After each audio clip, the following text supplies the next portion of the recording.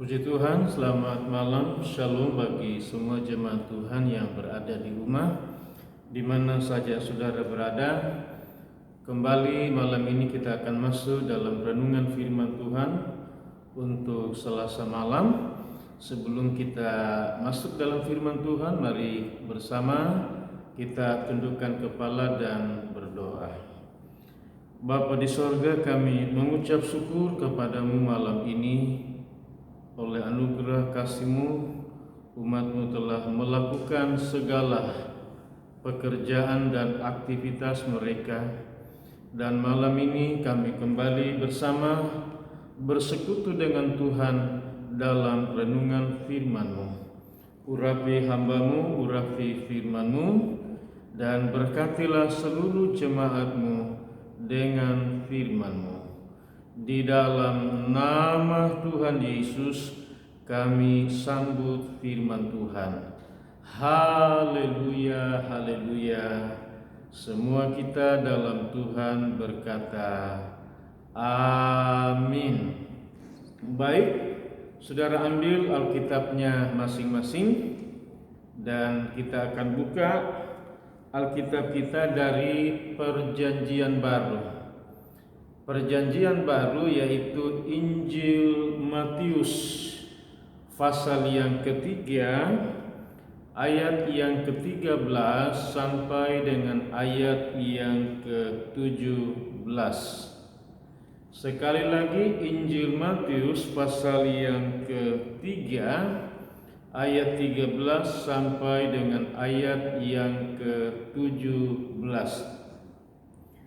Baik, kalau kita sudah mendapatkannya, kita akan membaca Alkitab kita dari ayat-ayat ini.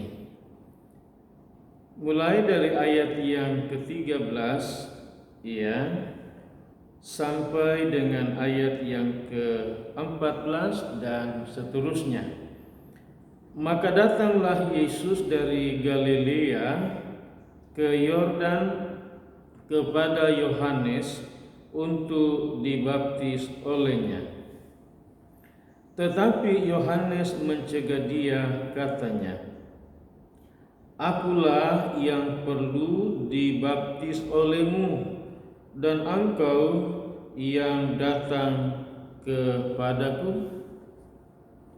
Jemaat Tuhan yang dikasihi Tuhan, dikatakan bahwa Tuhan Yesus, saudara yang dikasih, datang dari Galilea kepada Yohanes Pembaptis yang membaptis orang-orang di Sungai Yordan, baik penduduk dari Yerusalem, Yudea dan sekitar daerah Sungai Yordan itu sendiri. Ternyata kita melihat bahwa Tuhan Yesus pun datang kepada Yohanes di Sungai Yordan dengan maksud dan tujuan Yesus datang ke sana adalah untuk dibaptis oleh Yohanes Pembaptis. Ketika Yohanes Pembaptis melihat Tuhan Yesus datang kepadanya untuk dibaptis, Yohanes Pembaptis mengenal persis siapakah Tuhan Yesus ini. Sebab itu Yohanes Pembaptis berusaha mencegah Yesus untuk dibaptis oleh Yohanes Pembaptis. Kenapa? Karena ia merasa tidak layak, tidak pantas untuk membaptis Tuhan Yesus. Justru Yohanes berkata bahwa Yohaneslah yang pantas, yang patut, yang harus dibaptis oleh Yohanes Pembaptis. Tetapi mengapa Tuhan Yesus yang datang memberi diri untuk dibaptis oleh Yohanes Pembaptis?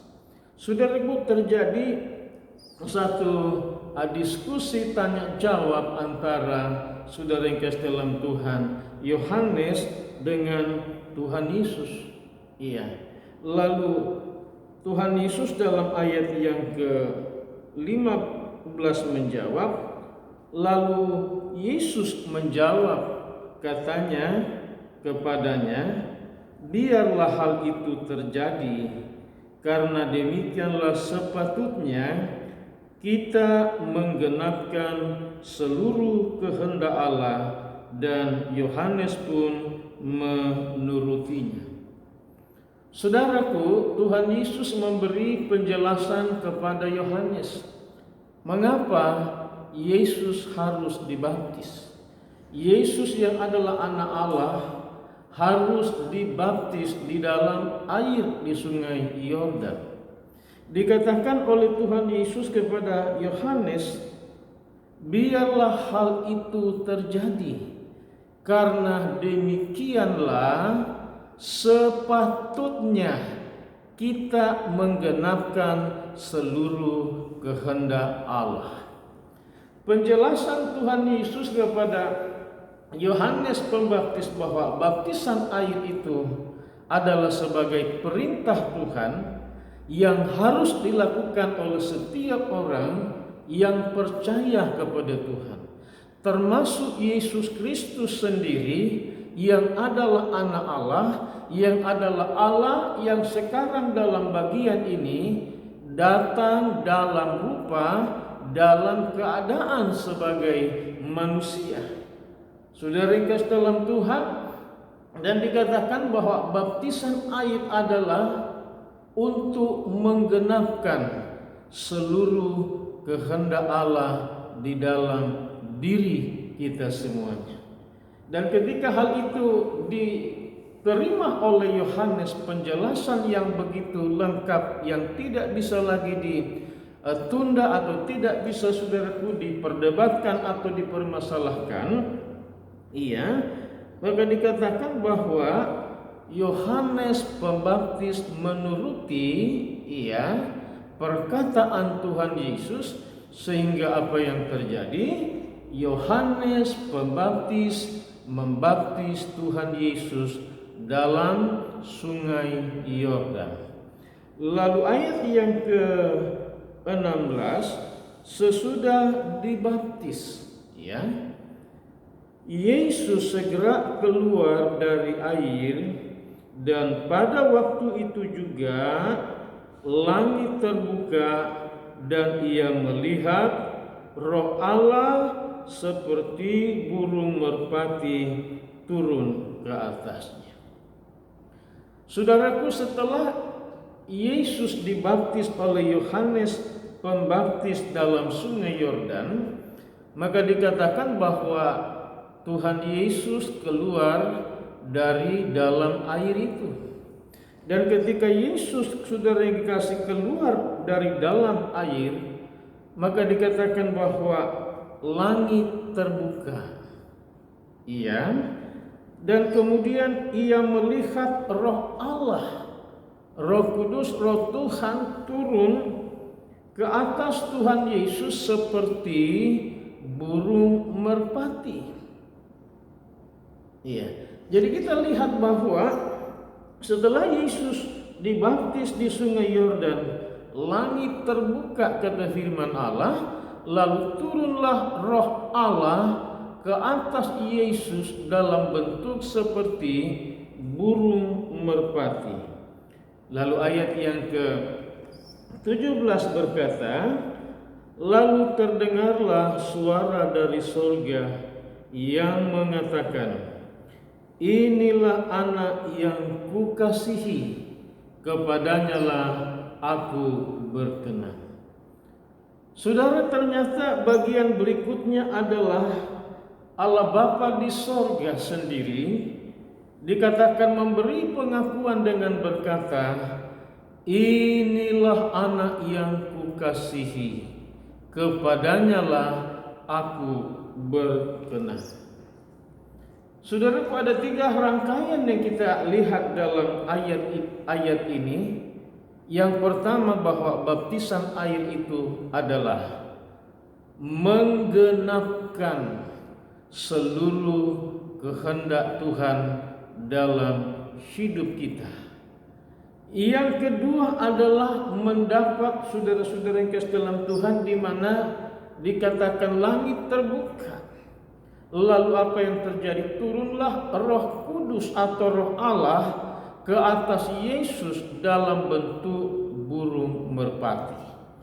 Kemudian yang ketiga adalah Tuhan Yesus mendapat pengakuan dari Bapa di sorga dengan berkata, "Inilah anak yang aku kasihi, dan kepadanya lah aku berkenan." Saudaraku, baptisan air ini bukan hanya berlaku bagi Tuhan Yesus, tetapi orang-orang yang datang kepada Yohanes Pembaptis pun dibaptis oleh Yohanes Pembaptis. Baik itu dari Yerusalem, dari Yudea, dari sekitar sungai Yordan.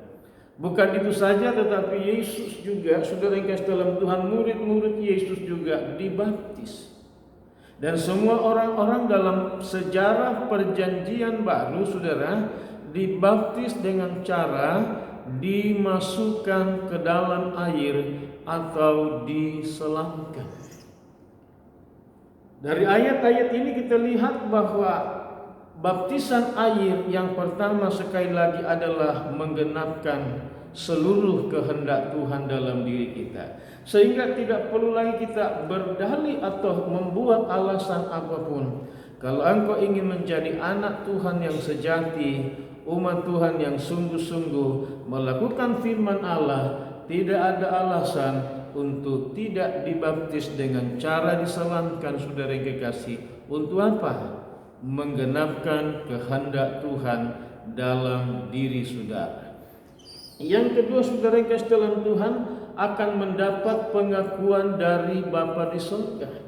Karena baptisan air itu adalah dibaptis di dalam nama Allah Bapa, Anak atau Putra, dan Roh Kudus.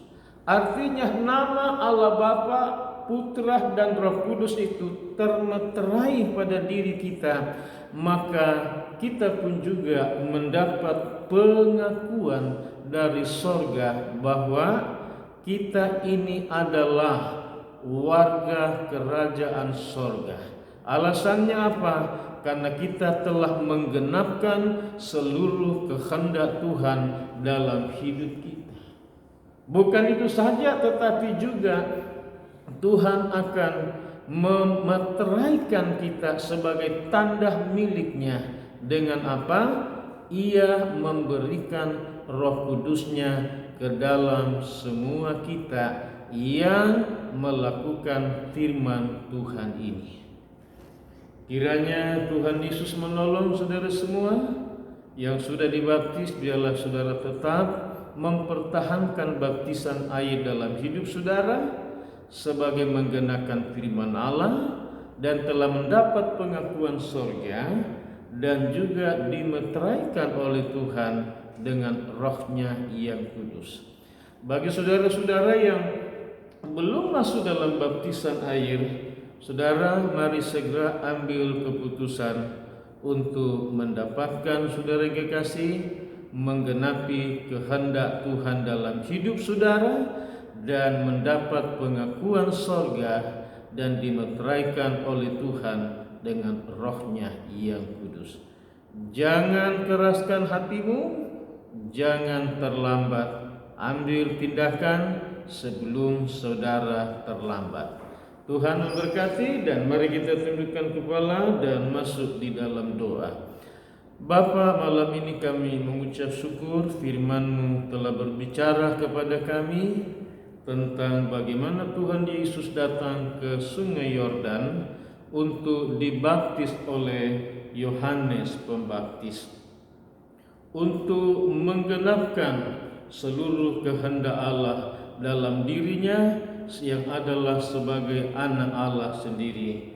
Kemudian telah turun Roh Kudus ke atasnya dalam bentuk burung merpati, dan Allah Bapa di sorga pun telah memberi pengakuan dengan berkata bahwa inilah anakku yang kukasihi, kepadanya lah aku berkenan. Bapa, terima kasih, berkati dan tanamkanlah firman-Mu di dalam hati kami semuanya. Kami berdoa dalam nama Tuhan Yesus. Setiap permasalahan, pergumulan, persoalan apapun yang dihadapi oleh umat-Mu dalam pekerjaan, dalam rumah tangga, dalam usaha, dalam pendidikan, dalam hal apapun, semuanya kami bawa di hadapan-Mu Bapa. Bapa, jamalah, lawatlah di dalam nama Tuhan Yesus Kristus.